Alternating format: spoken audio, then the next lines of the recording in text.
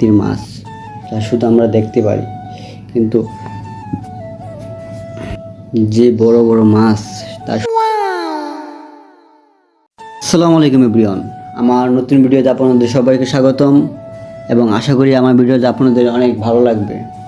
তো আজ আমি সকাল সকাল তাড়াতাড়ি উঠে পড়েছি, কারণ আমাকে আজ বাজারে যেতে হবে, বাজার করতে হবে বাসার জন্য। তো সকাল সকাল বেরিয়ে গেলাম বাজার করতে। বাসা থেকে বের হয়ে দেখি আমরা বাইরে কোনো রিক্সা নেই। তাহলে রিক্সার অপেক্ষা না করে আমরা শুধু হাঁটা দিলাম, এবং আমাদের বাড়ির পাশে যে মাঠটি ছিল এটি ময়লা ফেলার কারণে অনেক নোংরা হয়ে রয়েছে, এবং আমরা হাঁটতে হাঁটতে রাস্তায় চলে আসলাম। আর কিছুক্ষণের ভিতরে আমরা বাজারে চলে যাব, এবং এটা আমার নতুন ভিডিও, তাই আমি একটু নার্ভাস ফিল করতেছিলাম। তো এখন আমরা বাজারের দিকে চলে যাচ্ছি। এখন আমরা বাজারের দিকে এসে পড়েছি। এখন আমরা বাজারের ভিতরে প্রবেশ করব। এবং বাজারের ভিতরে প্রবেশ করার সাথে সাথে দেখি অনেক সবজি এবং অনেক তরকারি নিয়ে বসে আছে। তো আমরা এখন এগুলো বাদ দিয়ে এখন আমরা মাছের বাজারে চলে যাব। আস্তে আস্তে মাছের বাজারের দিকে চলে যাচ্ছি। এখন বর্তমানে মাছের যে দাম শুধু দেখাই যায়, তার ছোঁয়া এবং আমাদের কেনার মতো সাধ্য নেই। তো দেখেন মাছের যে পরিস্থিতি এবং আকাশ ছোঁয়া দাম, তা শুধু আমরা দেখতেই পারতেছি, কিন্তু আমাদের মতো গরিব এবং মধ্যবিত্তদের কেনার কোনো সামর্থ্য নেই।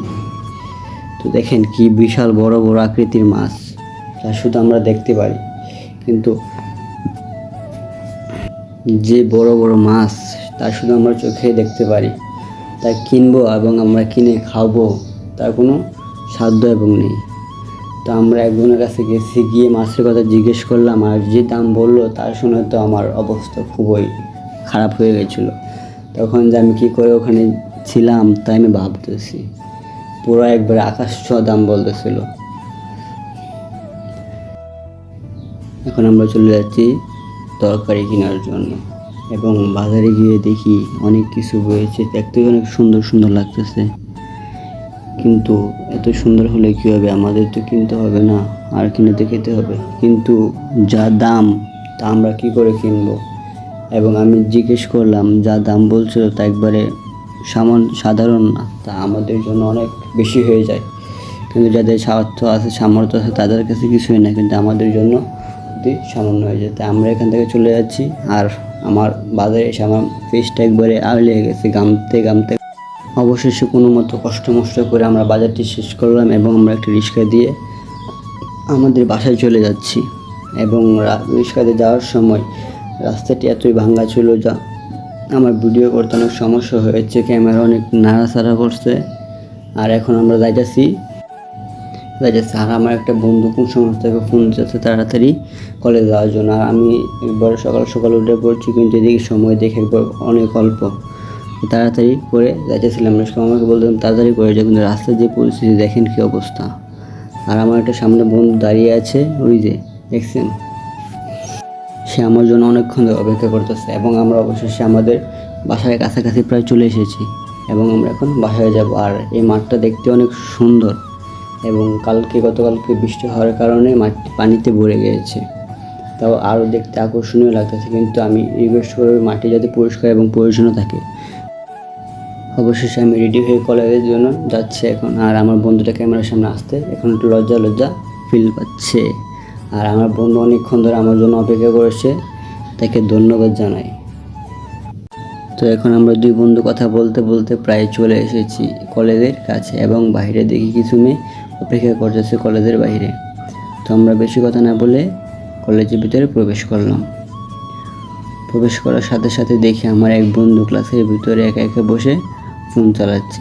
তো আর কেউ আসেনি, তো সে একা একা বসে আছে। এবং ছুটির পরে আমরা দুই বন্ধু আবার বাসায় চলে যাচ্ছি। আমার যে বন্ধুটা এসেছে সে আমার আগে চলে গেছে আমাকে রেখে, এবং আমি আমার এক বন্ধু তার সাথে কথা বলতে বলতে যাচ্ছি। এবং রাস্তায় অনেক জ্যাম ছিল, অনেক মানুষ ছিল।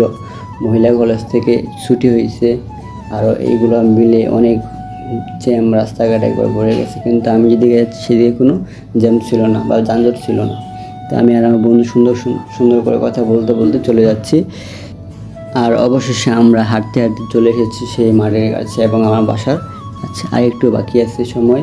তো আমরা হাঁটতে হাঁটতে বাসায় চলে যাব আর আপনাদের কিছু বলবো। এই মাঠটা দেখতে অনেকটা সুন্দর, কিন্তু এই মাঠে ময়লা ফেলার কারণে মাঠটা অনেক নোংরা দেখা যায়। তো আমরা আপনাদের কাছে অনুরোধ করব, তো এই মাঠটা পরিষ্কার রাখার চেষ্টা করবেন নেত্রকোনাবাসী। এটা কালিয়াড়ি মাঠ।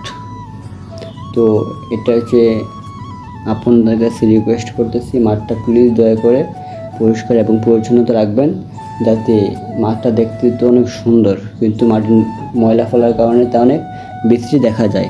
এবং আমরা চলতে চলতে আমাদের বাসায় চলে এসেছি। দেখেন উঠতেছি, সিঁড়ি বেয়ে উঠতেছি, কিন্তু রুম দেখে তালা মারা। এবং মাঠটি দেখেন, মাঠটি কত সুন্দর দেখা যায় দূর থেকে। দেখছেন বিশাল বড় মাঠ এবং তা অনেক সুন্দর দেখা যায়। মাঠে পানির কারণে, মাঠে বৃষ্টির কারণে পানি জমে আছে।